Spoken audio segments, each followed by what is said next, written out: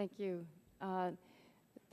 Thank you both for your testimony. You certainly didn't mince words. There's no doubt that you feel strongly, and what I like is that I agree with everything you said. It's hard to question witnesses when you're just trying to make them agree with you more than they already do, but I will do my best and just try to get out of you a little bit of explanation. I think as Doris Matsui was just saying, a bigger explanation for the American people what's at stake here. I started talking about this well over a year ago, and people have sort of viewed me as having a tinfoil hat on my head and creating an issue that wasn't very real. But if you could talk a little bit about, we clearly understand the Arab Spring and what this means, and that the Internet is the biggest tool for freedom around the world that mankind has ever seen. So taking that aside, instead, can you talk a little bit about the proposal, how it would impact U.S. business and what it means for the bottom line for business should this occur? Either to both of you.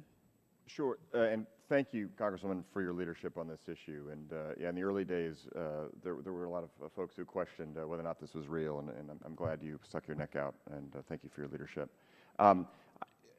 At a minimum, it creates uncertainty and drives up costs, and that alone can be damaging. Let's take an example. So Harvard and MIT recently announced they're going to offer courses online for free.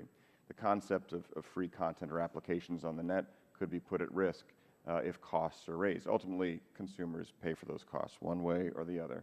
They always pay for increased costs due to regulation.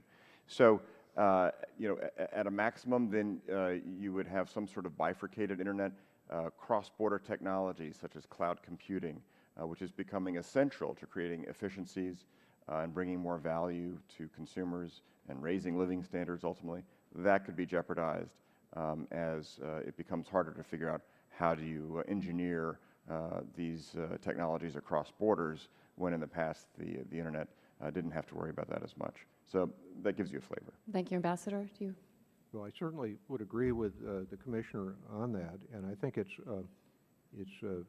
perfectly fair to observe that the free flow of information, including the free flow of commercial information, is something that has added, as these studies that have been cited this morning indicate, has added measurably to the world's wealth.